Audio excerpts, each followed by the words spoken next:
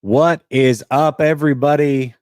Post wave one of free agency is done. There are still guys out there to discuss, but for the most part, the major signings have happened, and the draft is the next thing that is up. But before we get there, we got to recap free agency. We got to reset where we think the 49ers are versus some of the teams in the NFC. And then we got to talk a little bit of draft strategy as well. So we're going to do all of that plus more next.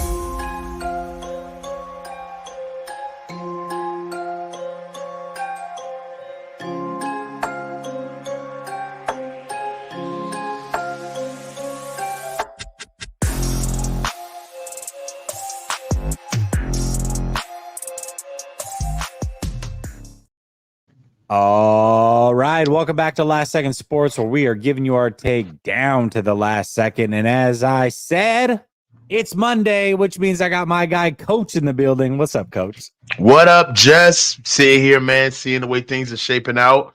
We got a lot to talk about. It looks like the Niners are trying to throw a little bit of salt in the game with this offensive line stuff that I want to talk about. So it's going to be a good day, man. How you feel?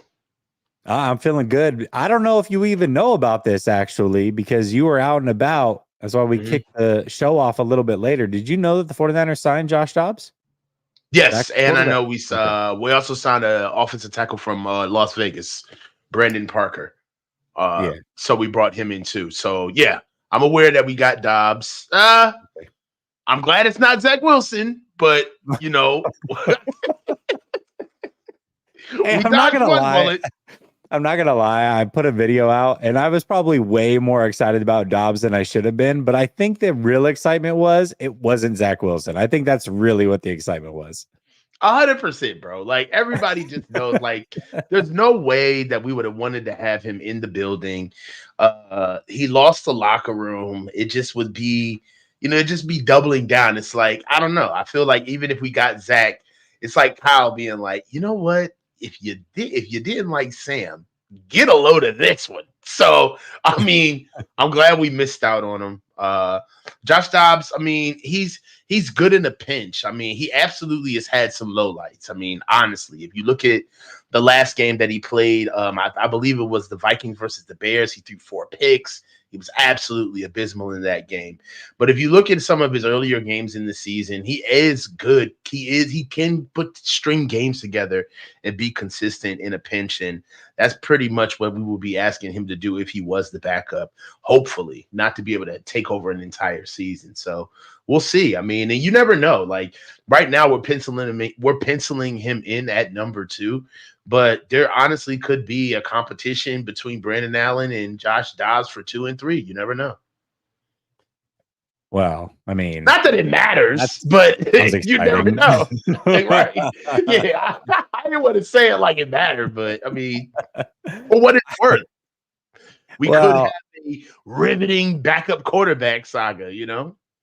well, he's got a cool nickname at the least. He's the Pastronaut, which is pretty sweet. I don't know if there's a cooler nickname than that. So at the very least, our backup quarterback has a cooler nickname than your backup quarterback. Can we at That's least really do his that? nickname. I was wondering why that was in the chat. I was like, what is that? Yeah, he's That's the really his Pastronaut. nickname? Yeah. Oh, okay, Yes, cool. sir. Yes, sir. You like it? I love it. All right. Well, now that we've got that out of the way, let's start off positive in a note talking about free agency. Now, you and I have talked a lot, and there are some things that we liked about this free agency period. There were some things that we disliked about the free agency period. But let's start off with the positive. Give me something or a signing or maybe even the trade for Collins, whatever, throughout this free agency period that you liked that the 49ers did. I like the pickup of Jordan Elliott. I really feel like the biggest thing that is being missed is I know that because we're reshuffling guys and we have to get back to dead set center as far as feeling comfortable with our overall team. So, you want to be able to, have a balanced approach. But before, while everything was going good, I mean, during the season, what was glaring is that we did not have good run defense this year. And I've said this before. I love what they did overall in free agency as far as getting the depth that they lost last year. I feel like they should have did that. They should have did that in free agency last year and saved themselves the trouble of getting a Javon Hargreaves contract, which is now restructured. Jesus Christ. But I out of the free agency moves, I love that us losing our to be honest, our best interior run defender in Eric Armstead and going and doubling down with a guy like Jordan Elliott, who himself fought his way to get on a very talented defensive roster in Cleveland. So I really like the pick. I think he's going to be a great addition for us to help stop the run. But we're not done there. We're far from done. But I really love that start. That's a really good building block. Yeah, absolutely. Before we get too far into it, I want to invite. So we've got about 247 people watching between the two streams, but most of it is actually on Twitter. So I want to invite the people over on Twitter to come over to either one of our YouTube channels. You can come over to Last Second Sports, or you can come over to Bang Bang 49 and check it. Join the chat over there because we don't usually see your Twitter chat. So whatever you put in Twitter just kind of goes into the abyss. So if you have any questions, you have any comments, we don't really get to see it. We don't get to put it up on screen. So come over to YouTube, check us out over here. Helps out us in a big way, and then also allows you to join the chat. But if you want to watch on Twitter, be our guest, just prefer you to come over to YouTube. But as far as a signing that I like Floyd, Leonard Floyd, because the way that I see it is, I don't know about you, Coach, but for me, that 2019 pass rush, when they had a speed rusher opposite of Bosa, and that was a Bosa, by the way, that was the best that this defensive line ever was. Now, D Ford was in and out of the lineup at that time, but whenever D Ford was healthy, him opposite of Bosa was almost unstoppable. And the 49ers, I feel like, have been trying to rekindle that magic, and they've brought in a bunch of different guys opposite of Bosa, some a little bit bigger, some, I don't know, decent guys. They tried to just patchwork it there for a little bit. They brought in big name first round guys. They've tried everything. Floyd is consistent. We're talking about almost a walking 10-sack guy every year, and he does it through speed and bend. I think he's perfect opposite of Bosa. And I think edge-wise, this might be the best tandem they've had since 2019. And it might be better just for the simple fact that Floyd's healthy, D Ford's not. Bosa is still Bosa, but he's not rookie Bosa. He's a better version of himself. So between those two, this might be the best edge pass rush that the 49ers have had during this regime. And if that's the case, I don't know how you can't like that. Yeah, I mean, I completely agree with all of those sentiments, Jesse. I mean, like you said, we really haven't had anything opposite Bosa from a consistent level on Leonard Floyd's Leonard's Floyd talent level since trying to do it with D Ford, and it never quite worked out.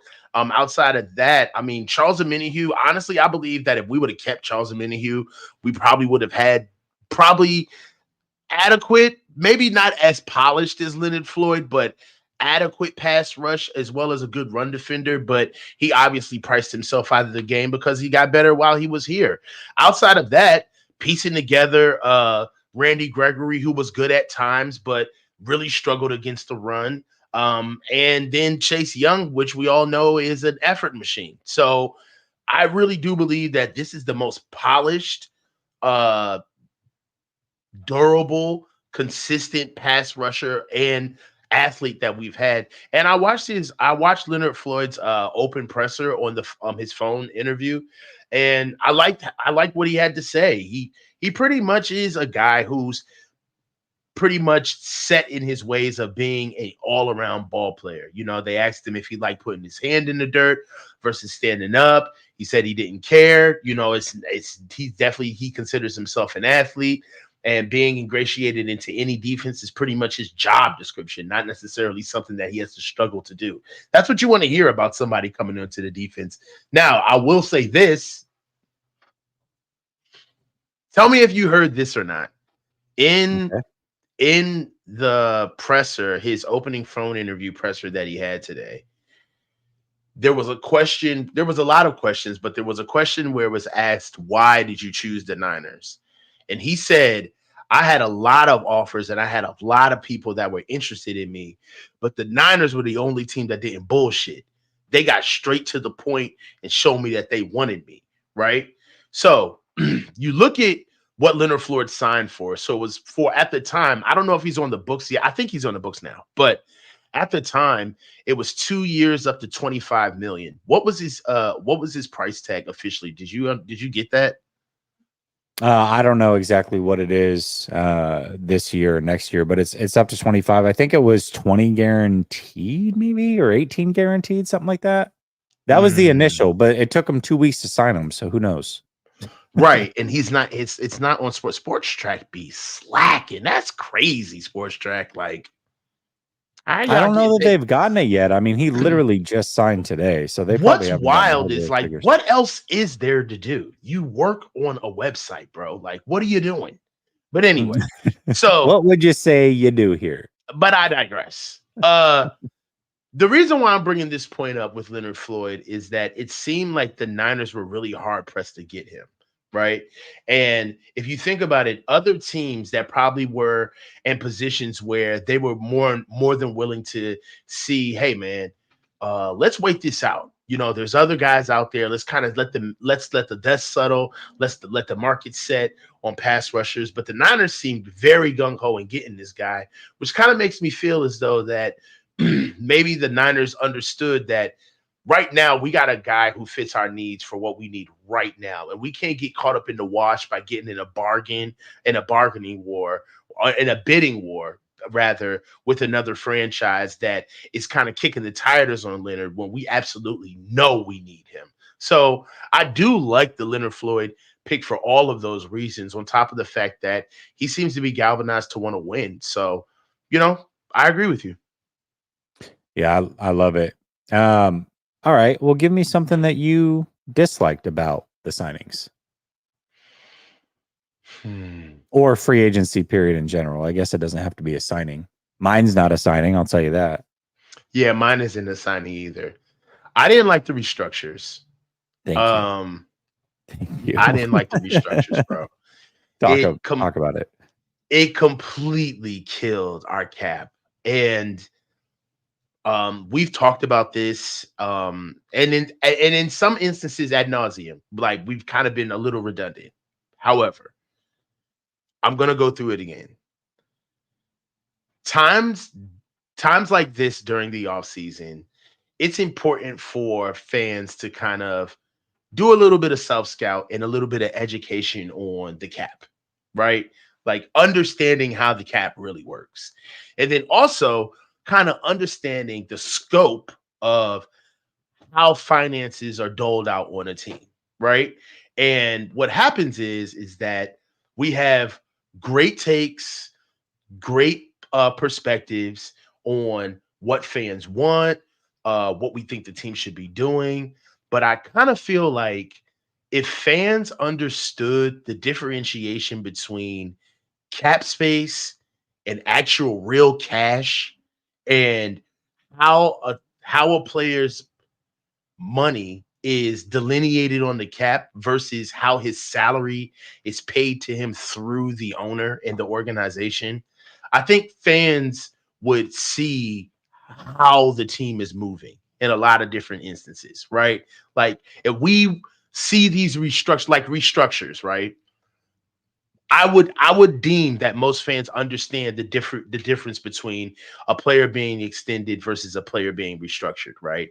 And when you restructure a player, it's basically a good faith gesture towards a younger player that you would like to do it towards, because that lump sum money that they get reallocates their bonus at a lighter rate with more years down the road. And the caveat for that is that when you get to the end of said player's contract, he'll be ready to resign again because you guys have shown each other loyalty. You've given him lump sum money to restructure his deal, and the voided years that you have on your cap, because you stretched out his contract past the years that he's actually on the roster, gets supplanted with a new deal.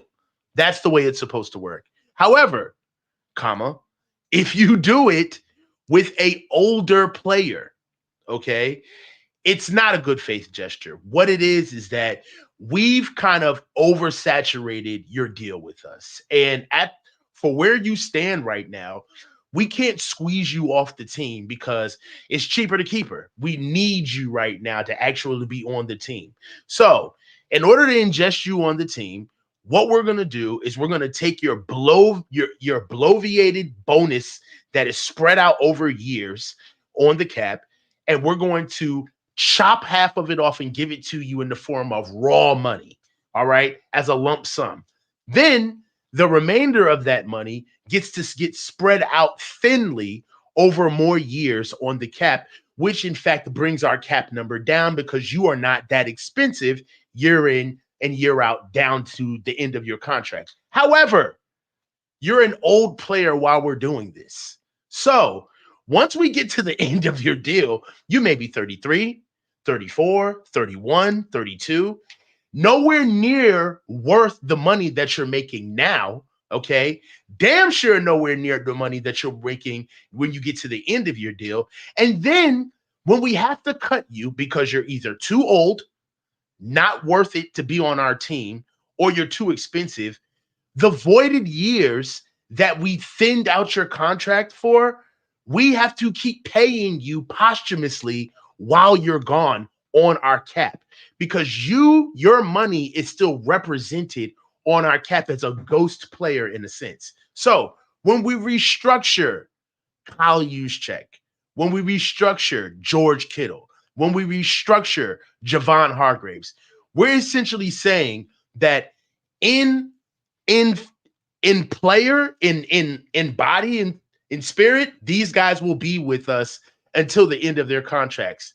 But in money, these guys are going to be here for maybe like until they're 35, 36, 37 years old. So I don't like the restructures. It's a horrible way to kick the can. It's not fiscally responsible. And to be quite honest with you, the former part of my argument with a younger player that you would like to restructure, it almost one would almost beg the question to ask, did Mooney Ward say no?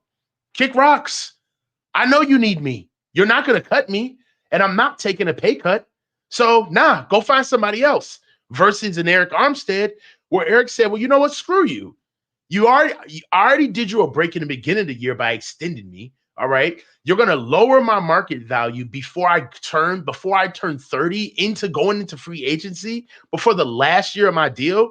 And you're going to lop off to the tune of, we don't know what the real number was. It could have been 2 million, 5 million, right? Right before I go into free agency. No, I'm not doing it. So the Niners got to own some of this, but I feel like there's a knowledge gap in understanding how the cap is really operated for people to understand like where the responsibility lies. Can I give you and everybody in the chat a real rude awakening real quick? Mm-hmm. Projected cap for next year. Now I know, obviously, this year was projected at like 248 and it went up to 255 or whatever it ended up being. But just bear with me for a second. As of now, the projected cap next year, the Niners would be $9.5 million over it. That is without Floyd on the books. That's without this rookie class on the books. That is without Brandon Ayuk on the books. And that is without next year's rookie class on the books. You add all those things together, you're probably looking at a close to $40 million extra. So on next year's projected cap, when all those things are totaled in, they got to figure out a way to clear about 50 million in cap space. Now, if it goes up astronomically like it did this year, they have to clear around 35 million in cap space just to get even again next year. That is the result of kicking the can down the road and doing some of the things that they've been doing. So there you go. Yeah, big deal. It's a big deal. And if you know it's a big deal when we get an extra 30 million on the cap and we were still over the cap with that 30 million. Yeah. That's something that I feel like that was fake news. I saw that. Like when we got the 30 million, everybody was excited. And then of course, you don't want to punch down, right? You're not going to be like, "Oh, you idiots, blah blah blah." Like, nah, you're not going to punch down. But when you see people who know how the cap works pushing that narrative, you're like, "Come on, bro." Like, you know that this is not real money. Like, we haven't even signed our draft class yet. Like, and you're sitting here counting money like that's not even real yet. So uh, and then another thing that I feel like is not really being talked about is the Eric Armstead move was not a football move. It was a cash move. Mhm. It was Jed not wanting to pay Eric Armstead the $17 million he's due. That's what this was about. This wasn't about the cap, right? Because if it was about the cap, they could have still cut him and just took the hit this year. The whole 28 million and just got it over with. But what do? They kicked the can. They designated him post June 1. So Eric Armstead, like what's his void years, bro? Like how long is he going to be here? Jesus. Well, it won't. They take the void years once you're cut immediately. So he's in a. That's why it's such a large amount next year because he had his void years, and it would have been about 5.5 million over the next 3 years, each of the next 3 years. But instead, they're doing it at 15.5 million next year because they cut him. So yeah. So anyway, I mean, it's a high. Yeah, number. right now, more money, more problems, baby. Like right now, everybody want to be rich, but don't nobody want to do their accounting. You know. Well, speaking So of not doing their accounting, you see that they didn't do their accounting properly, nice and they had to forfeit a pick. nice segue. I mean, not bad for a lemonade stand. You know what I mean? Yeah, So, exactly. I mean, I feel like that quote is gonna just keep coming back to bite them in the ass. I It's the mean, gift that keeps on giving, isn't it? yeah. Okay, so look at it this way, Jess. This is my deal. Numbers, you can't fuck up numbers. All right, it's accounting. All right, there's literally formulas to stay in line. So I'm not going to go as far to like call for somebody to get their job. I mean, call for somebody's job, but there's got to be somebody that is livid about this internally, right? There has to be somebody that, as far as non-repudiation is concerned, I hope they have mechanisms in place to figure out exactly who did this, like down to the kernel, like down to the keystroke, like who messed this up. Because, all right, okay, so we don't know what exactly happened, but we'll say this. A 5th round pick is Fred Warner, George Kittle, and Diamador Lenore. Right? So say what you may about what exactly happened. It could have been innocent human error, or it could have been as nefarious as you want it to be. But what does matter is that pick mattered, and that's a big deal. I mean, and then also it's just emblematic of more of the organization just kind of not be having attention to detail, like Jed getting up and that is hilarious. That's so funny, Cynthia. But but Jed getting up and saying that the season was all but a success, even if we had lost to Detroit, the coaching staff and the players seemingly not being prepared for media day, where we all knew that they were a little too loose. Overtime gate, that whole situation and how that entire thing rolled out. So, and then you hear about situations like this. It's where there's smoke, there's fire, man. They got to tighten up. Yeah, and even if there was nothing nefarious, it's like still that's a pretty massive mistake. Like either one, I don't know what's worse, like doing something nefarious or like just being dumb. Like what? Yeah. So like think about it. Okay, so it was nothing nefarious. All right, good. That's good. But then the alternative is You didn't know. You're just you don't deserve either to be way. here. I mean, it's not good. You know what I mean? So whatever. It is what it is. But it's silly. I mean, yes, I understand 5th round pick could be those guys. It also could be a wasted pick. It's not the end of the world, but it's definitely worth talking about. And Brother Bob talked about it, and that's why I transitioned over into that. But Brother Bob also says, were y'all late today? Don't lie. 1 minute, Yes. technically. Yes. I think we were on at Yeah. 31 after. Brother Bob. I Mhm. think we were on at 31 after. Yo, Brother Bob, bro. SoCal Ram 88. What's up, man? I think he comes over from the NFC West show that I do on Okay. Tuesdays.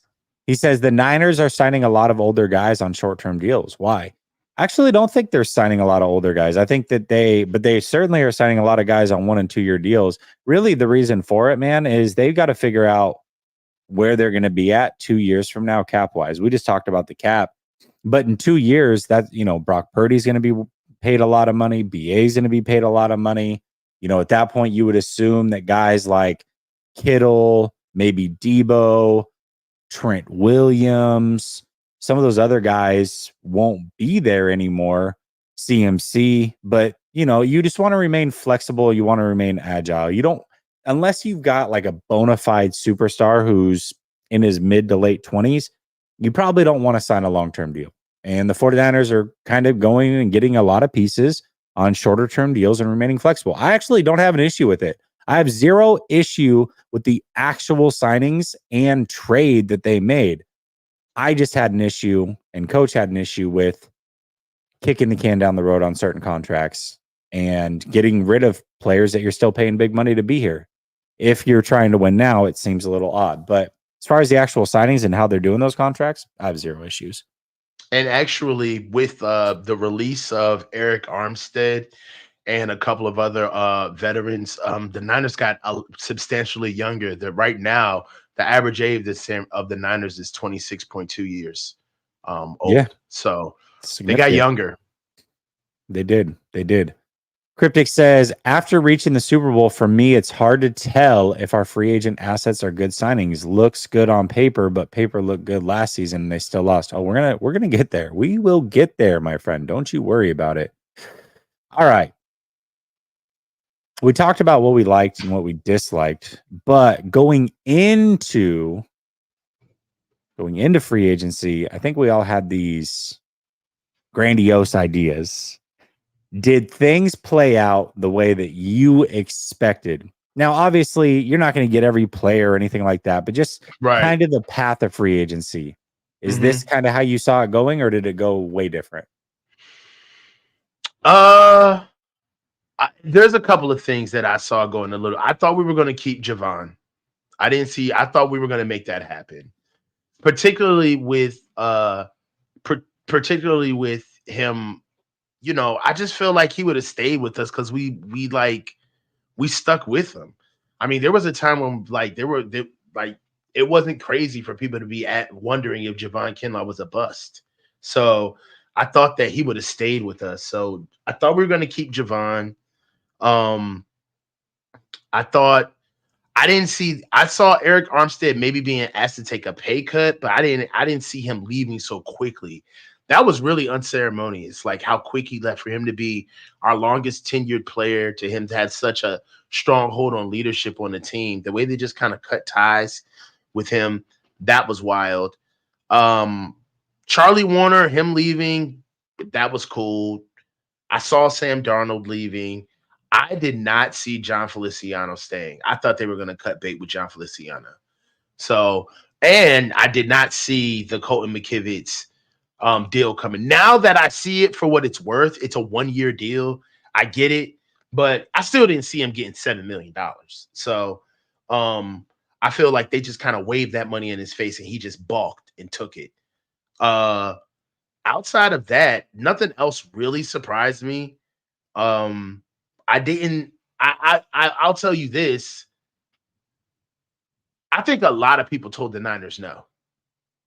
I believe that.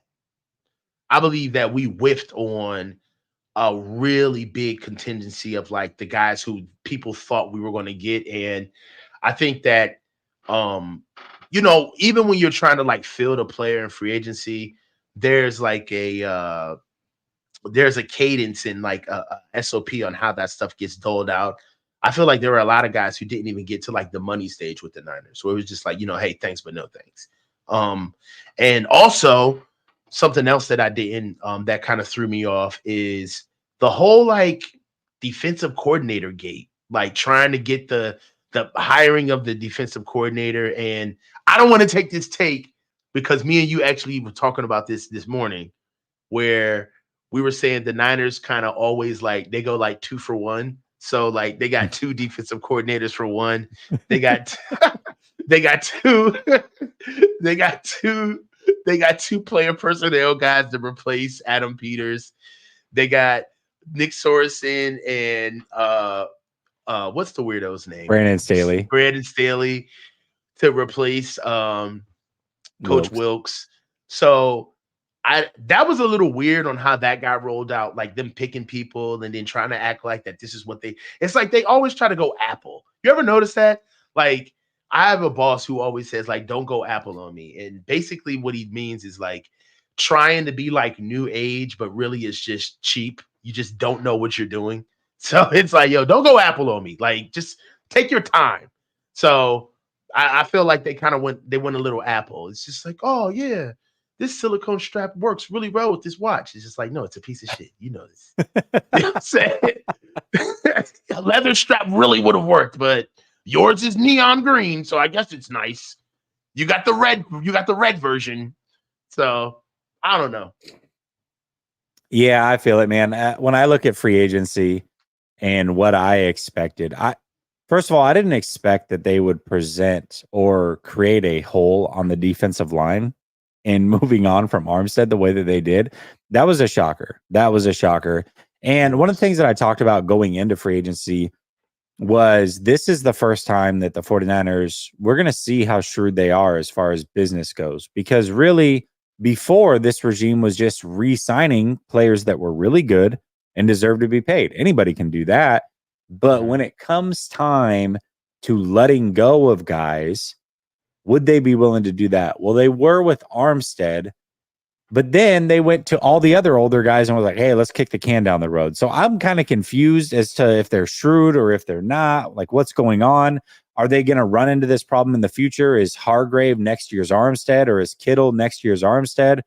I don't know. We're going to see. But ultimately, that one threw me for a loop. And I mean, just reattacking the whole defensive line. I mean, I did expect that at least one or two guys would be back, but it seems like they just let almost everybody go. Givens came back, I think, but outside of that, pretty much everybody was gone. And it's like, well, we're going to replace you with something different, something younger, shorter term, maybe not as expensive. Overall, again, no issue with it, but it definitely didn't go the way that I expected. I can't say that I'm mad at it either. Overall, I can't say that I'm mad. And I will say this. I think a lot of people are upset because the offensive line wasn't addressed. Now, some of the signings that they made to bring people back does concern me that they're not going to make those picks in the draft. We will see. But my thought process was always they were going to address the offensive line in the draft and not free agency. So I'm not in panic mode yet. Although, again, bringing back Feliciano, signing the guy from Vegas today, those things do concern me a little bit that maybe they're not going to address it the way that we hope that they're going to address it.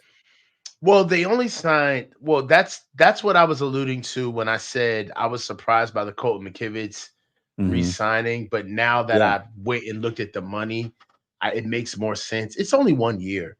That's still not a vote of confidence for the future. That's basically the main point that I'm trying to make right now. And maybe 7 million is what the Niners had to do to sweeten the deal to make him say, like, all right, yeah, I'll do it. This is basically the biggest lump sum of money that I've seen in my entire career in one season. And I'm re-ing up with a team that I know and an offense that I know. So yeah, let's do it. But that still doesn't rule them out for still going tackle in round one. And what's crazy about it is that I really do have a sneaky suspicion that some of these really good tackles are going to start falling because there's going to be a run on a certain type of position. There might be a run on receiver. There might be a run on D tackle. There might be a run on quarterbacks. And those are pretty much the positions in this draft where I don't think there's necessarily a lot of cream of the crop athletes where they're just littered throughout the draft. So you know how it is, man. There can be a run on a couple, like maybe just one or two positions, and then there you are. You could be seeing J.C. Latham or Amarius Mims hanging around at 19, from 19 to 25, and the Niners may make a move and get up there and strike gold and go get their guy for the next 10 to 12 years. So, and it's really prime to do that, because even if you get a guy that, let's say we get Amarius Mims or J.C. Latham, right?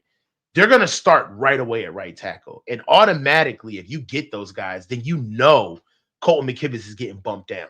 There's no way on God's green earth that John Feliciano and Spencer Burford, sorry guys, are going to play, and Colton McKivitz is not gonna find a way to get on the field, right? And if not, we got like the league's best swing tackle. So a rising tide lifts all boats, man. So I really do like the acquisition of Colton McKivitz, because it says that, hey, you gotta pay to play. You got to give the kid something, because he went through a whole season and actually went to the Super Bowl, and it sets a new floor for him. It's just a win-win for him in his career. But at the same time, you're not necessarily rooted at the position, and you could still make something happen. And it's kind of like some good obfuscation, really, for other teams, because maybe some other teams maybe want to jump ahead of us, or they may want to get some guy, or some other teams may want to be able to snatch some guys that they know that we want, especially with the offensive line, because it seems that we have this huge gaping hole on our team going into the draft. And that's a way that you can kind of be leveraged too, as far as trying to keep your assets and your next moves close to your chest when you're trying to get the guys that you want. So for what it's worth, the entire league is put on notice, where it's like, yeah, we think the Niners want more offensive linemen, but it's like they kind of re-signed the entire line that they went to the Super Bowl with too. So I like where we stand. Well, it'll get interesting too if the tackles do start going off the board, because the Ravens, I think, pick right before us, and I gotta imagine they're gonna go tackle. And if that's the case, like, okay, so was that the last good tackle? And James brings up no, an you got to interesting bring this point up. here. I'm sorry, you got to bring up James Coombs. Coombs, I love you, Oh. dog, but we can't do that, dog. Trey Lance played at a D1, at a D2 school. He played at North Dakota State, man. All right. Amarius Mims was a 5-star athlete that played at Georgia. Those two things are not the same. He is not on Trey. This is not a Trey Lance thing. Not at all. Not even close. Okay. So I'm just sorry. Now I see the correlation that you're trying to make, and you're not crazy, but I just think that that's way off. That's all. Yeah, I mean, I don't know. I mean, Trey Lance didn't play at a D2, to be fair, either. It was a 1AA, but either way, I get it. I get it. Okay. You'd never make that mistake about Georgia. That's the bigger. Yeah, that's true. But that also, I mean, there's a lot of guys that go to Georgia or Alabama that aren't, you know what I mean? I don't know. I don't know what he is or what he's not. I'm not like the O-line whisperer. But what I did want to bring up is that there might be a run on these tackles too, because it is such a good position. And the Ravens picking right before the 49ers really might mess things up. And in fact, James brings up a good point. He says, if I was in Vegas, I'd put money on the Niners choosing a safety in the first round. And I was doing some mocks today and actually wound up taking Nubin, who I think is probably the only safety that's worth a first round pick out of Minnesota. But the reason I did that is because Morgan and all those other guys were gone by the time that the 49ers had picked. It was crazy. That was the first time I had done a mock and all those guys were gone. And it made me sit for a second and go, wow, well, if all those guys are gone, what is the next logical step? And safety was it, James. And so I actually like where your head's at. I would prefer if an offensive lineman fell that they like, but I can really see a scenario where safety is the best player available. So we'll see. I mean, that's an interesting take. The Lion of Judah says, who's better, D Ford or Leonard Floyd? D Ford has way more upside. I mean, D Ford at his best is better than Floyd at his best, but Floyd is way more consistent and way healthier. So I think for this team and what they need, Leonard Floyd. Yeah, I agree 100%. I mean, if they're both healthy, D Ford. D Ford, yeah, yeah, for sure. D Ford, yes. I want to be fair to Lion of Judah. Like, if they're both healthy, D Ford. But for, where we are right now, you got to go with Leonard. I love, I hope he knows the Lion of Judah. That, you know what I'm saying? There's a Christian song. You know the Lion of Judah? That song? Yeah. Oh yeah. Yeah. Yeah. Oh Okay. yeah. I really want to break out and start singing it, but it's cool. Yeah. We're good. Well, yeah. Yeah. Anyways, The Lion of Judah. So no, we're good. We're good. Let's go. Brother Bob says, Coach, I went to your pad to super and donate and still nothing. Oh, already reapplied. I'll find out. I'll find out by tomorrow. So we'll know. Really? That quickly? Oh yeah. We got my Birdman. Got my Birdman hands, baby. We got to get it together. We haven't even talked about it. I didn't realize that you did. Okay, that's cool. Mm-hmm. Joe says, I can tell a pet peeve of Jesse's is how other shows don't have topics and stay up on schedule. You know me too well. You know me too well, man. That's crazy that comes through the screen, because I definitely don't like going out of structure very often. Now, most of the time when I go on other people's shows, well, it depends. I should say, if I special guest somewhere, a show that I don't do weekly, I usually don't know the topics ahead of time. But definitely, if I'm running the show, there's going to be topics and there's going to be structure. It's just the way that I like to do it. So he said, that's why you're so silent. It's like, we got to move on, huh, Joe? We got to move on. All right. I think this is probably the big topic of the day, Coach. And this is what I titled my stream. Are the 49ers at this point? Now, again, they have the draft. They have, post June 1 guys they can sign, whatever. Maybe they make a trade. We're going to talk about that as well.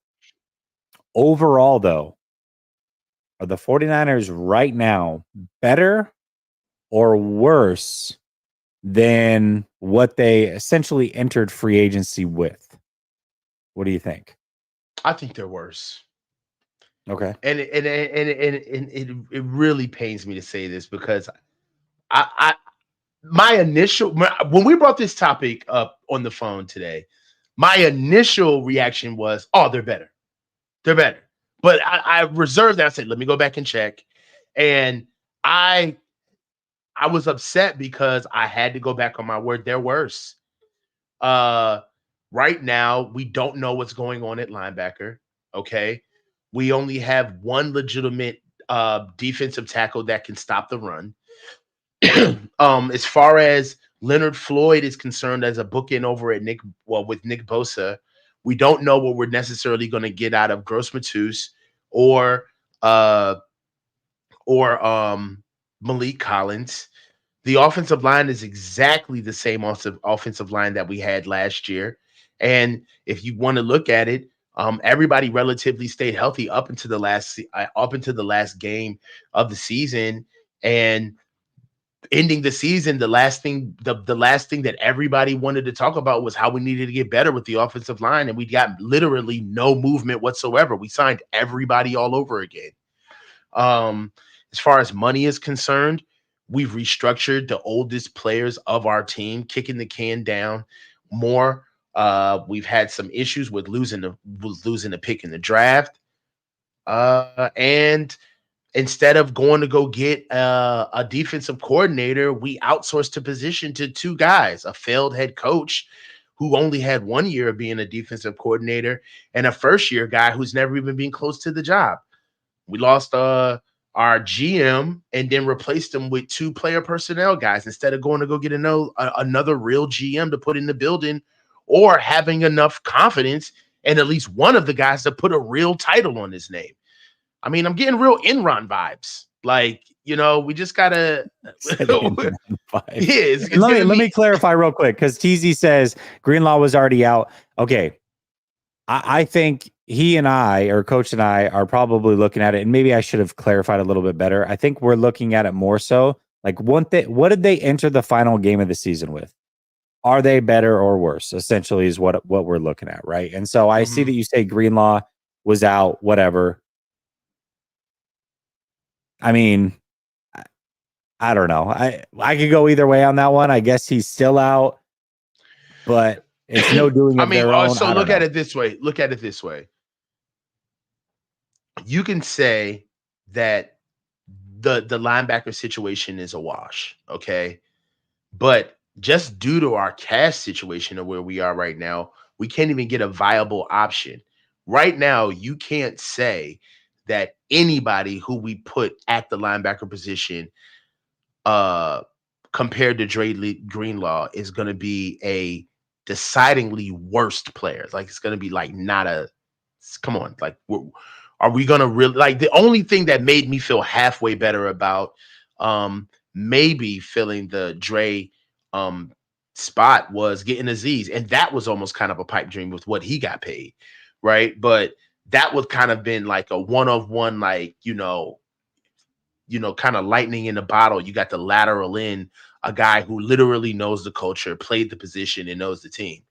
But outside of that, once Aziz was out the window, you pretty much almost had to resort to the fact that anybody who played in that position was going to be worse than what Drake gives us. And then to see what the whole Eric Kendrick situation, for him to kind of like jettison us and move on, you got to feel a little disheartened about that. And then to see what they actually patched it with, which is a Devondre Campbell, who is a good player, but he's just a hurt player. He just is not healthy. He's not consistent, and he hasn't played to the level of what we think about him since 2021. So, we could talk about it, but it still is what it is. You know.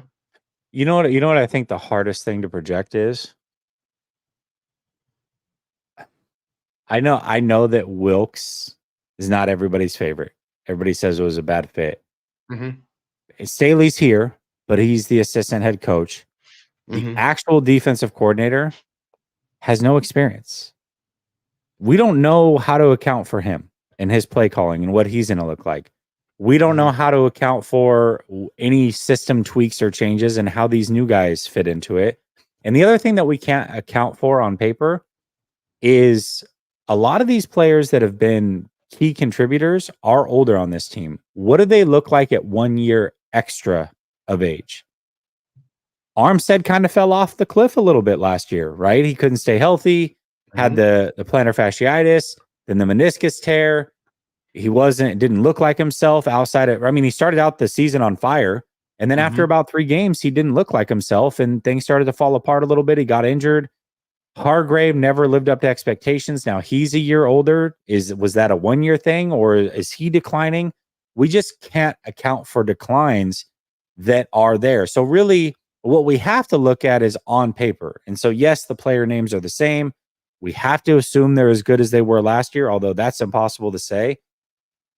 I think, again, the only thing I can go back to is the biggest tweak that they made was the defensive line.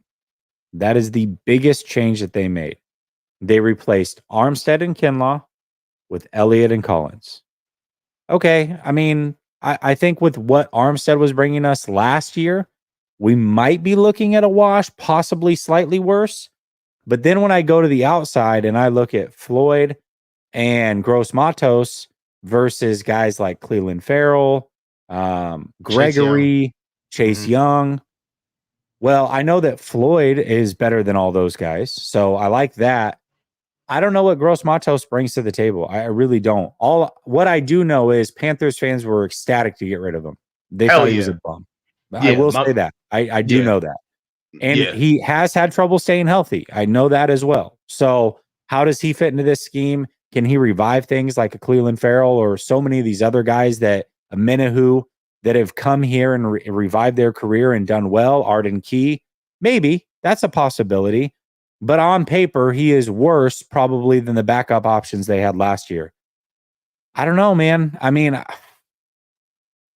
I can't say the same because the topic is better or worse. I have to lean worse. I have to lean slightly worse. I'm about to say, man, I already came. I was the first Indian over the hill. I'm getting flamed in the comment section. That's fine. All I'm saying is like I didn't. Too many what ifs. Yes, and I did not want to. I didn't want to be on this side of the debate. I really didn't. But for what it's worth, you can't say that we're better. We're rolling out the same exact offense. They're getting older. Defensive line. I feel like we're a dollar late and a day late and a dollar short with the defensive line. All of the depth that we're bringing in now, and this isn't expensive to our team. Like the biggest expenditure right now would be what Malik Collins and Leonard Floyd, which Yeah. are not necessarily breaking the bank. I mean, we paid Randy Gregory $14 million last season. Um, you know, all of the depth. I just feel like uh, there's a narrative that I want to talk about that's happening right now, and that I feel like if we don't bring it up, number one, we're not going to be able to say we told you so. And I love we told you so moments because we get shitted on when we're wrong so much, right? So you damn right I'm taking my I told you so moment. I'm human.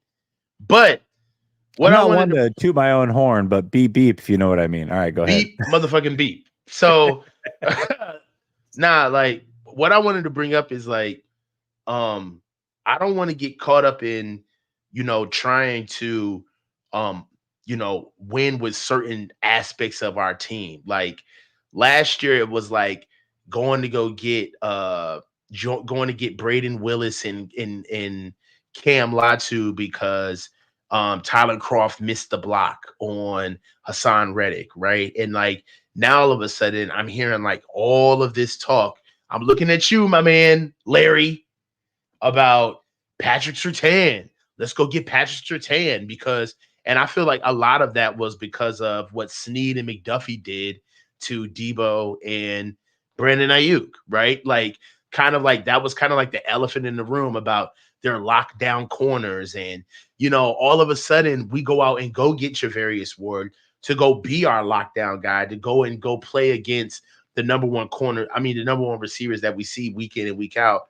And then now all of a sudden there's this narrative of like, we need a number one corner. We need a number one. It's like we have a number one corner. He's just not the best number one corner in the league, but he's our number one.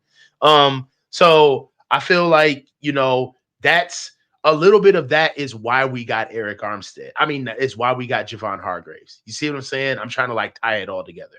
Like Yeah. we got Javon Hargraves because I feel as though that we was freaking out because we lacked interior pass rush, and it was like, oh, we need to go get this guy. But what do we do to get him? What do? We killed our depth, and then we had to go get it throughout the season. And we never really got a full wave of what our defensive line usually looks like for the entire season. We really didn't see that until like week 10, week 11, where it started becoming like a little bit more noticeable. Like, okay, the guys are taking a breather. The guys are taking a breather now. Like they're not looking gassed, right?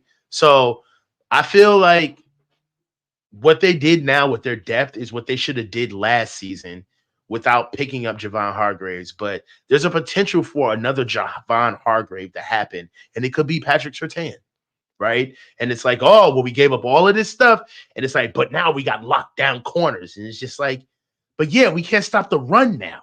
It's just like it doesn't make sense. You know what I mean? Like, let's get balanced first before we start trying to act like we're one player away, because we're not one player away. We were good enough to beat the Chiefs in the Super Bowl. This is not a one player away team.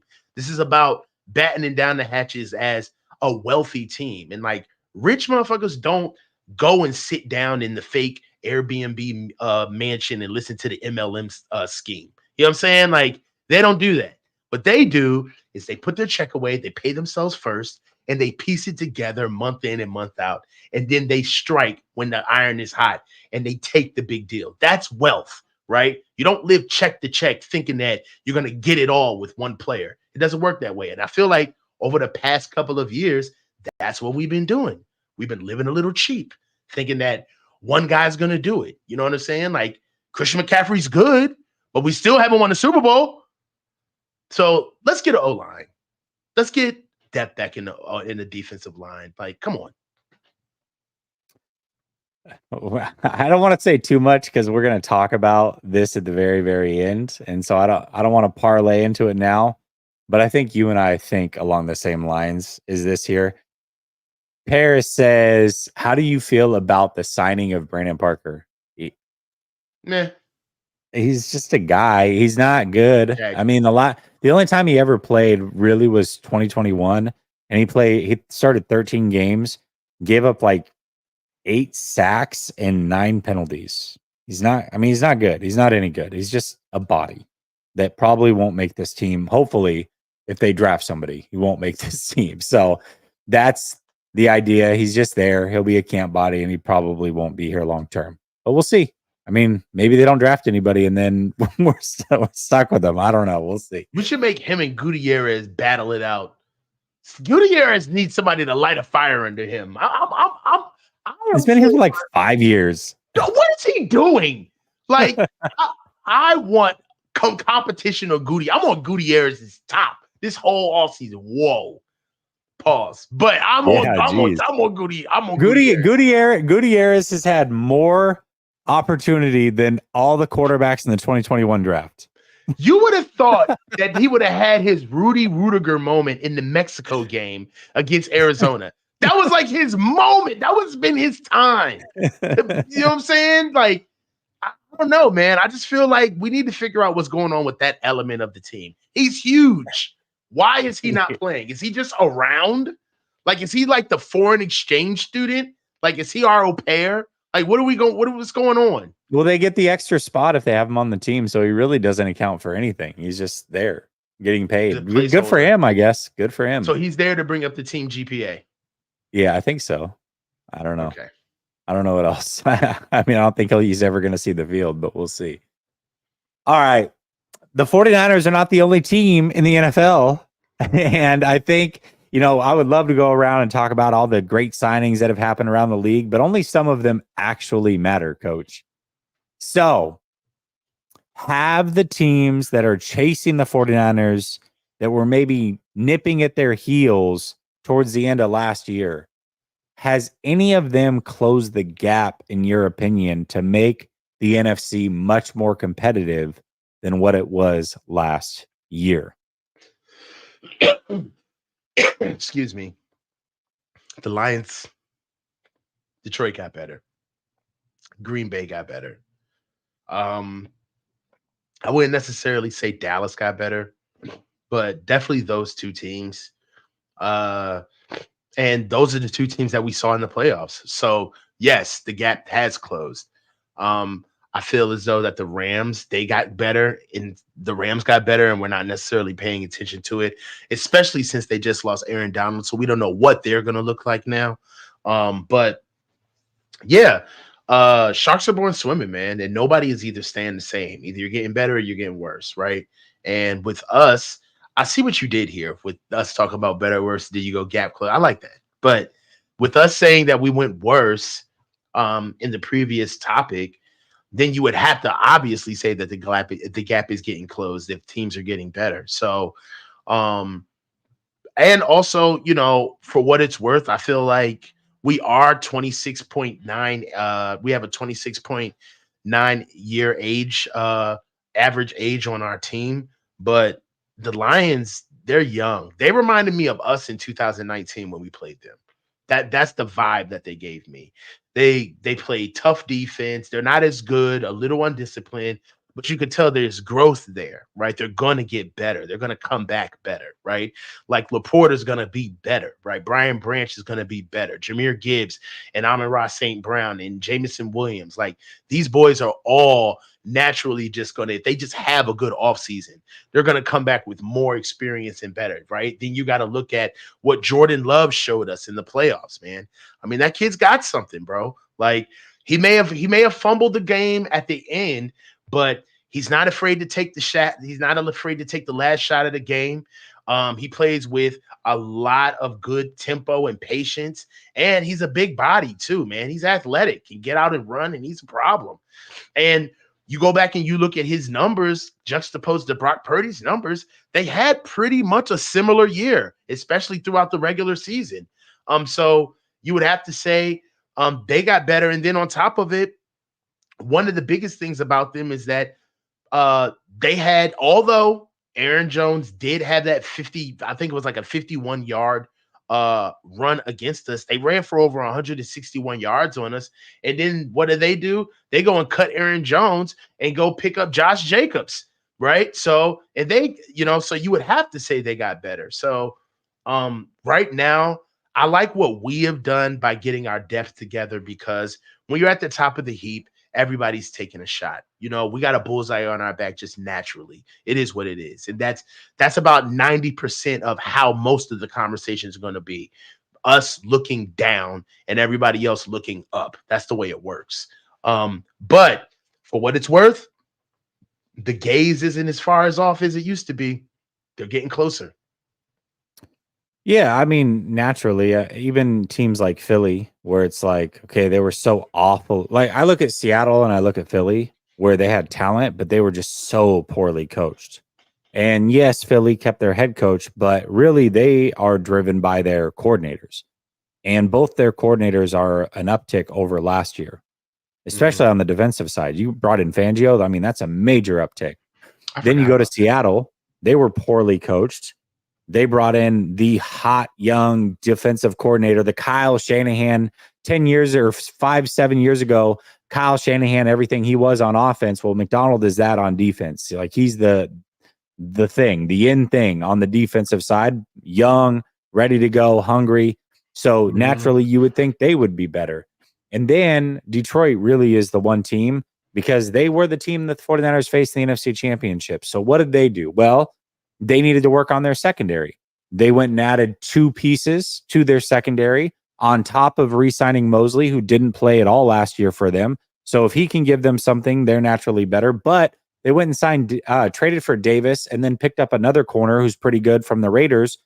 They're going to be better in the secondary. They added DJ Reader, who's an absolute stud up the Doubt. middle defensive tackle. And then, yes, they lost Jonah Jackson, but I don't know if you saw, they just signed Pro Bowl guard Kevin Zeitler to replace him. So Yeah. it's like somehow the only thing they lost, they at least did a lateral move, maybe improved it, and then they improved the defensive side of the ball, and they've been drafting really well the last couple years. So you've got to assume that they're probably going to improve, just like I hope that we do as well through the draft. But they've been killing the draft as of late. So yes, the Detroit Lions, who were the team that were the very closest, if I'm just starting from them back, they, I believe, have improved significantly. They've got the experience. They were able to keep Ben Johnson. That gap, I think, is closed between us and them. Now the question is, how does the season play out? How does everybody else stick around? Obviously, injuries. There's so much that goes into it. But on paper, talent-wise, they've closed that gap. Yes, they have. Yeah. And then I'm seeing right here what TZ said. Philly did do a lot. Vangio, more Saquon, CJ Garner Johnson, Bryce Huff, and Devin White. They did a lot. Mhm. So teams are coming, man. They we gonna have to really finish this year and start this year off fast. It's gonna be a tough year. Um, as far as facing teams, I mean, this what sucks about this one, man, is that first of all, it sucks losing in a Super Bowl period. But what like hurts is that I feel like everything was set up this year for us to win, right? No injuries whatsoever, like no long-term injuries. The entire league was like down. And then all of the teams that actually gave us trouble were young and inexperienced. They were nowhere near us. And then we go, and the only team that actually, like, pound for pound, I would say, like, could hang with us was maybe Baltimore. And then they didn't even make it. And for us to see the worst version of the Chiefs, like, I don't know, man. It just sucks. It just sucks. Muff says, just like Seattle closed the gap last year, first of all, I picked us to win the division. Second of all, there was no way I could account for how horribly they were coached. When I tell you they were so poorly coached,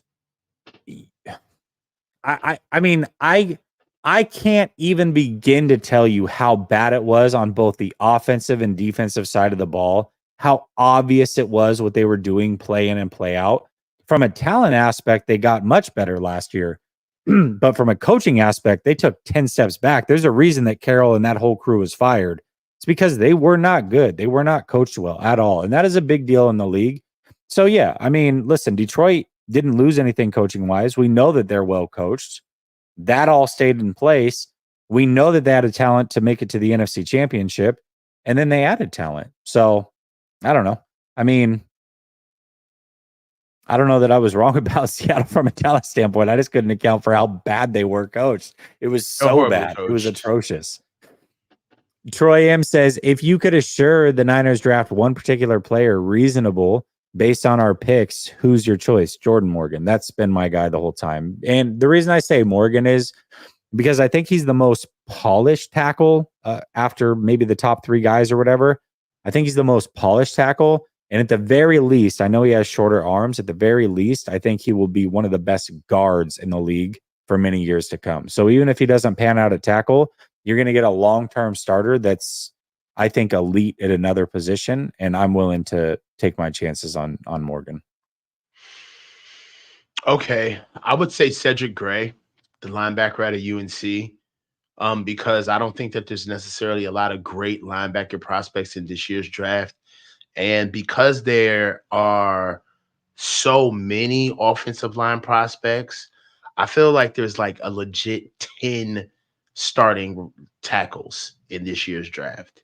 So I feel like somewhere along the line we can get one, but there's not five starting middle linebackers or inside linebackers that can run sideline to sideline, get downhill, and actually has that many snaps under his belt and is healthy and is a physical freak like Cedric Gray. There's not a lot of those guys in this year's draft. And that's a glaring hole. One of the biggest reasons why, in my opinion, we've been able to kind of, I don't know, like, you ever feel like, I feel like we never really prioritized the secondary. Like, we got the guys, but we kind of go piecemeal. And quite frankly, we highlight a lot of our defensive front and Nick Bosa, but it's really our linebacking crew. Like that's why our defense has been so good, is because we have pretty much two of the best linebackers and at 1.3 in the league. So I really believe that if we had to get a pick where it's like, all right, bro, there's going to be tackles all over the place. We're going to get a tackle, right? There's going to be centers and guards. We're going to handle that. But what we really need to get is that linebacker spot or that free safety. If there is a chance to get free safety, I would lock that up right then and there. Or there was a chance to get linebacker, because I feel like those are the two spots on our defense that you can't engineer. You can't engineer around that. Either you have it or you don't. Yeah, absolutely. I've been talking about Morgan for 6 weeks. What? Oh man, I disagreed with you about Morgan. I've been talking about it for like 6 weeks. Yo, yeah. I disagree with you about wild. Morgan. That's wild.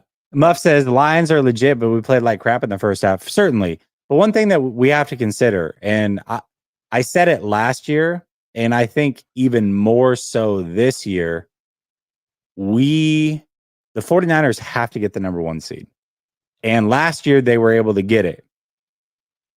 I don't know if that's the case this next year. And the reason I say that is because the 49ers were the healthiest they have been in 10 years by almost 60%. Can we count on that again with a team that has gotten a year older in some of the key positions? Kittle, for the first time in forever, didn't miss any games. CMC got like 400 touches and didn't miss any games. I don't know if we can count on that going forward. I mean, that's a big It's almost deal. like, and then you know how sports works though. Like when you look at players who like they give you a certain level of effort and performance year in and year out, it's like there's always there's always like those 3 years right before they fall off. And usually how it works is they're at their prime on what you know them to be. Then you see them lose a step, right? Then you see them fall off. Then once they fall off, they have like that one resurgent year where they're like back to normal, but they're like better than ever.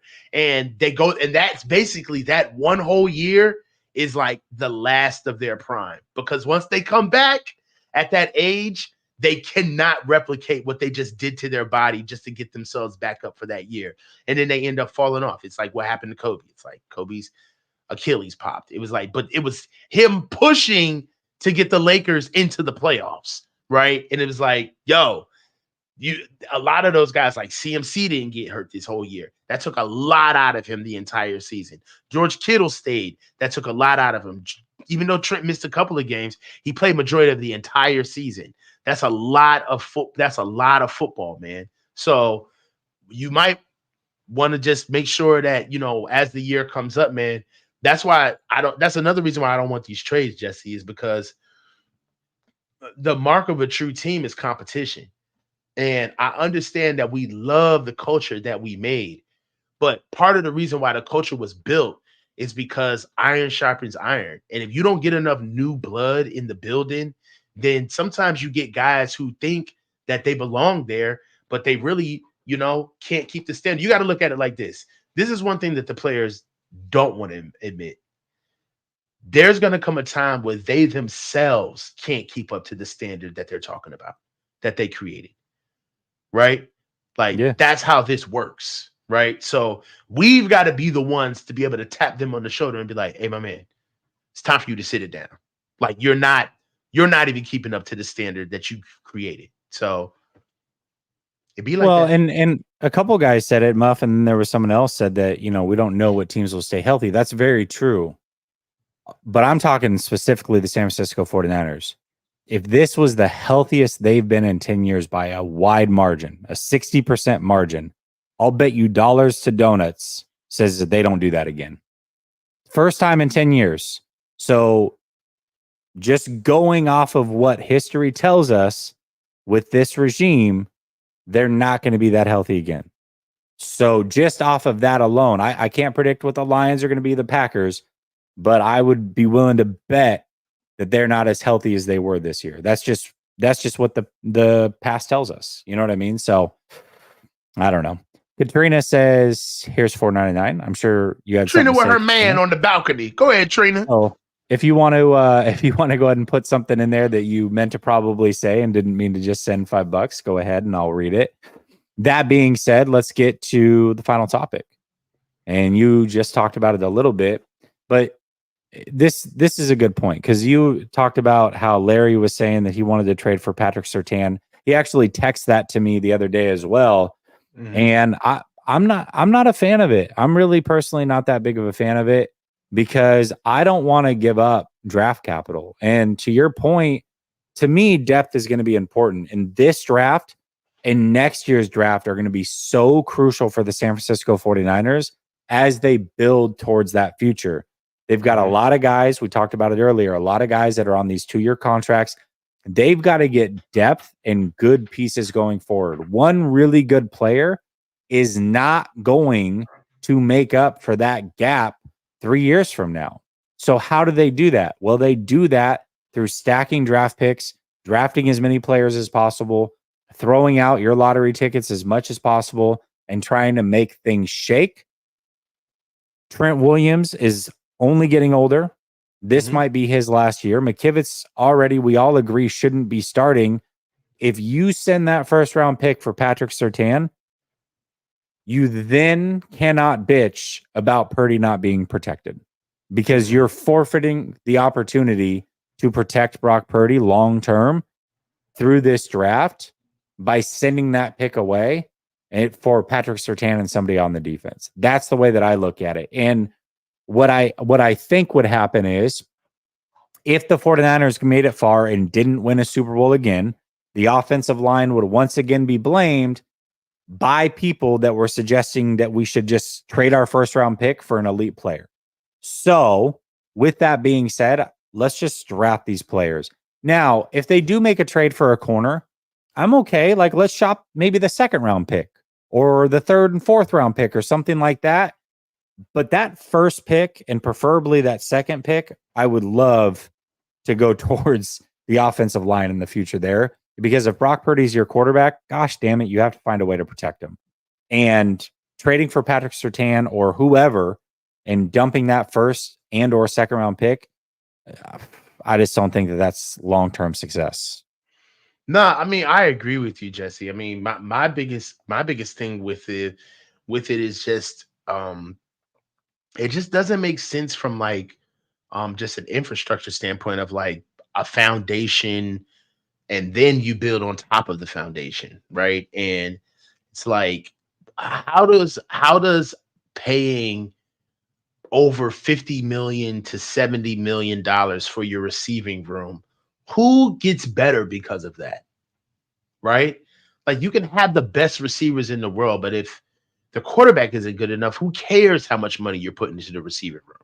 Like how much who gets what help happens across the offense because we pour $18 million a year into our running back, right? Like, how does that help us, right? But if you put money into the offensive line, you may not have to go crazy with your running backs, right? Because you actually have a line that can block, all right? And you can go developmental at running back. You put money into your quarterback. It's like, I'm not even saying anything that's like revolutionary. Like, you put money in your offensive line, your quarterback, then you don't have to put $28 million a year into a receiver, right? And then you got a real receiver, but then you got this gadget guy who you need because he like fills all of the gaps of the bastardized version of your offense that you really can't professionally practition. So all of a sudden you need like this weird ass player that's like a running back slash receiver, but we're paying him $30 million a year, but he's really not worth it. But we got a receiver that's way better than him. It doesn't flow. And a lot of it is because this is a bespoke offense. Like that's why it's bespoke. It's literally a one-off of what Kyle wants, and that's why the certain players are here, and that's why other teams take this offense and they just basically take the running tenets of this offense. They don't copy the passing game whatsoever because it's archaic and it doesn't work.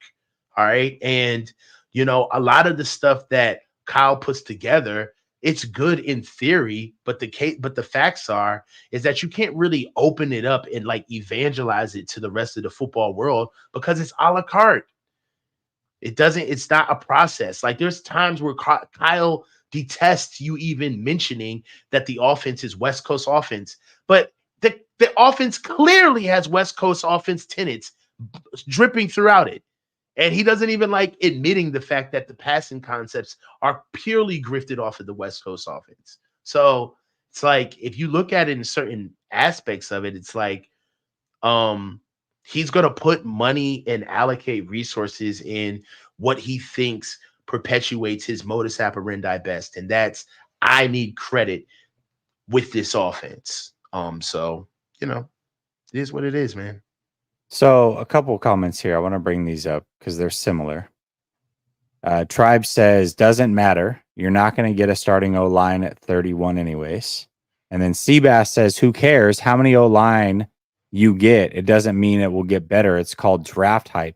Okay. So based off of that theory, they shouldn't draft anybody ever. They should trade all their picks for proven players. Why draft anybody? Ever. And what about the teams that build their teams solely through the draft and win Super Bowls? Like that, right? I mean, am I missing something? Like, why draft anybody ever anywhere? And then also my question becomes, if that's the case, then you don't get to talk about how bad the offensive line is, right? Like if you don't want them to draft offensive line because they're just not going to work out and you're not going to get a starter at 31, which I think there's probably a lot of people that have been drafted at between 30 and 35, let's say, that have been starters in this league. I mean, I don't It's just understand why there's ironic, no guarantee. dog. It is ironic that we're sitting here debating about whether or not the draft works, where the reason why we even have the window that we have is because the majority of our team was built, not bought through the draft, right? Like Fred Warner was a draft pick. George Kittle was a draft pick. Diamador Lenore is a draft pick. Like, what are we talking about? Like, Brandon Ayuk was a draft pick. Debo Samuel was a draft pick. Like, what are we talking about? Brock Purdy was a draft pick. What are you talking about? Dre Greenlaw, draft pick. Both of our safeties, draft picks. Draft picks. What are you talking about? Like, sometimes Aaron they just Banks, draft pick. Draft pick. Come on, bro. Like, do you really want us to clip this up with this comment up here. Like, who cares about the off? Who cares? The more oftentimes they don't pan out. Like Talanoa Hufanga, draft pick. What are you talking about, bro? Like, come on. And I don't Jake even like Moody draft. Okay, all right. I'm just sorry. I just had to. I was on a roll. It you felt were. right. Like I felt it in my heart. Yeah, I don't know. I almost took that one too far. But Mitch Wishnowsky was a draft pick, and he's pretty good too. Come on, son. Like, come on. This guy said Ward was talking about Tre'Davious White trying to push him here. I love Tre'Davious White. Hold on. All right, hold on. What all you right, mean you love Tre'Davious White? Hold on, chill out. Just the white around your lip. Hold on. Let me say. Hold on. I love Tre'Davious White. In fact, I'm going to say something right now. The moment I knew Brandon Ayuk was going to be something in this league was his rookie year. They were getting blown out by Buffalo, but he had a route against prime Tre'Davious White that put him in the spin cycle. And from that moment on, I was like, oh my gosh, we got a guy. Brandon Ayuk is going to be a guy, and he has been. Now, I say all of that to say Tre'Davious White is now close to 30, coming off of 2 major injuries. I'm cool on signing Tre'Davious White. And again, I love Tre'Davious White. That's how I knew that Brandon Ayuk was going to be good in this league, by the way that he routed up a prime Tre'Davious White. But this is not the Tre'Davious White that we're talking about. I fear that he's a shell of himself at this point, and I don't want to find that out by paying him to be here. I'll figure that out by letting him go somewhere else. And if he ends up being good, more power to him. I'm rooting for him. I like him a lot. I'm cool. I'm cool on Tre'Davious White being here. I'm good. You know what I'm saying? I'm good. You could pass the blunt. I'm straight. I'm good. I'm not doing Tre'Davious White, bro. Like, nah. And like you said, man, earlier in his career, before the injuries, awesome. He was the guy to have 3 years ago. But now, hey, look, bro, Freddie Rose is crazy. Yo, that comment is insane. He said that Achilles just popped like a smoked turkey leg. I don't want him. It was bad, man. It was bad. Yo, yeah. That was cold-blooded. And I think he came off of an ACL the year before. Yeah, I don't know. Yeah, that was bad, bro. So, look. It's cool, man. He can come around to hype the dudes up. Maybe, you know what I'm saying? Get a job for him. Maybe he can hold the boombox. You know what I'm saying? Water down the guys during the camp, but nah, you ain't getting no helmet, bro. No. Nah, I don't see it. Let him go somewhere else. Katrina, you didn't have to pay. I found your other comment, but I appreciate you. She says, they signed my former student athlete from AT&T. I was his academic advisor.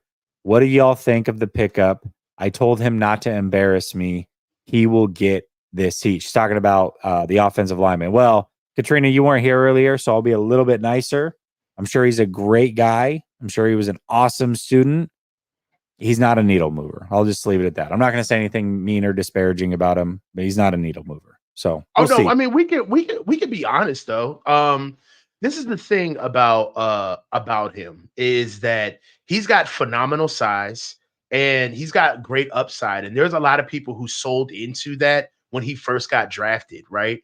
And the problem is right now it's just consistency on top of him fighting an injury that he just came off of. So offensive line is about consistency. It's about showing that whatever level of player you are, you can be. Oh, the player that she's talking about is my God, I'm seeing Brandon Parker. Brandon Parker from the Raiders. The tackle that we just got from the Raiders. And the problem with offensive line, well, not the problem, but more oftentimes with offensive line, it's not necessarily that you need to be a road grader, just starter. at the position, but you do need to be consistent with the level of play that you bring. And that's the thing with Brandon, is that we just don't know how good or bad of a player he is, because one, he's just getting healthy and hasn't had enough time on task. And two, he needs to get a little stronger with his skill set. So he's got another opportunity with the offensive line that really isn't predicated on him being as strong as he needs to be. And it actually does lean into his skill set for being a more athletic and fleet of foot player. But right now, he will be fighting to stay on this team. So he doesn't have a promised spot right now, but we'll see. NBC Boxing says, I get what you guys are saying about the draft, but will Kyle play them early? Kyle has history of not playing rookies, so I'm just asking, will Kyle play them? He may or may not, but the 49ers cannot afford to not try to draft their future left tackle in this draft, at least their future right tackle, because the way that I see it is, if they don't do that, and it's not even about this year, NBC Boxing, I mean, this is about, 10 years, next 7 to 10 years. If Trent Williams retires at the end of this next season and you're stuck with Colton McKivitz and then no left tackle, you're in a really, really, really bad spot if you didn't at least try to find that replacement in this draft. So that's where I don't want to be. That's where I do not want to be. So that being said, hopefully they draft somebody or multiple people. I mean, we talked about it earlier. They often will take we can go through all the drafts. If we can go through the coaching staff. They just signed 2 defensive coordinators to try to figure that out. They just signed 2 assistant GMs to try to figure that out. Last year, they drafted D. Winters and Jalen Graham. They drafted Cam Latu and Willis. A few years back, they drafted Sermon and Mitchell. They drafted Ambry Thomas and Diamador Lenore. So this is what they do. We see what they do. They cover their tracks. But you know what? Covering their tracks has worked in the draft a little bit. So take somebody round 1 and then take another one in round 3 for all I care. I don't care which one pans out, but one of them has to pan out and hopefully at least be the future right tackle, hopefully the future left tackle, because otherwise they are up a creek without a paddle the moment that Trent Williams retires, and that could come at any time. So, no, they have to find a way to get the future guy in this draft. They have to. I agree. This year's draft is the draft to do it, man. It's too good, man. It's too good of it. It's too rich of a draft. And offensive line is such a rare position to scout for, man. More oftentimes than not, you're just trying to fake the funk and say that you have a starter. But about 30 to 40% of starting offensive linemen here are not quality starters. Okay. They're below board. This year, you've got about a legit 6 to 7 starting offensive tackles in this year's draft. Bro, probably another 4 to 5 guards. All right. It's kind of ridiculous. I would be fine if they waited till the end of round 2. There's guys, that kid from Yale, I think could be really good. He might need a year to develop that. What is it? Kieran Amagaji or whatever his name is from Yale. I like him. Hey, it's something. His name is something. I know. Yeah, but either way, he looks like he could be very good in this league. Now he might need some time to develop, sure, but you got to take some swings somewhere. They can't just not draft guys. So yeah, I hear you, NBC Boxing. I mean, I'm just passionate about this because we can't go another offseason with this offensive line. We can't go through another offseason and eventually season. It is going to be disastrous for the long-term plans of the 49ers. And if you care about the future of Brock Purdy, you're going to want him protected. He needs to be protected. And right now, they don't have the long-term answers at the tackle spots, at the bookend spots. So, Brother Bob is wild. He says Katrina. Basically, they said he's trash. That's not very nice. Brother Bob off the third turnbuckle, bro. Just always there's a gray area, and Brother Bob is always running in that thing, and then sometimes he just jumps off the cliff when you expect it least. Gosh, Bobby sitting the super chats. Did he be deep into the corner with a cigarette? Yeah, behind in the shadows.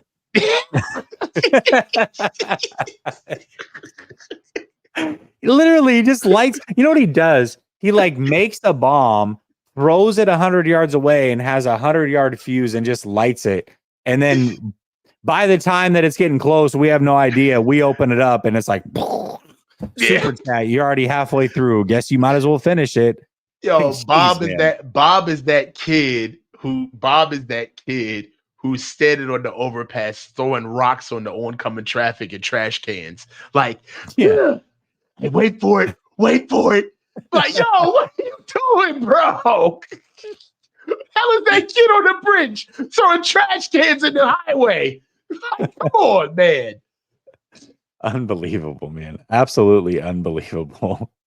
Brother Bob, man, just don't stop being you. All right. Goodness sakes. All right, coach. We made it 90 minutes, man. Appreciate you. I love these Monday shows. We'll be back at Always, it man. again next Monday. I'll be back tomorrow night, I believe, with Sunil. Until then, appreciate y'all in the chat. Much love. Peace.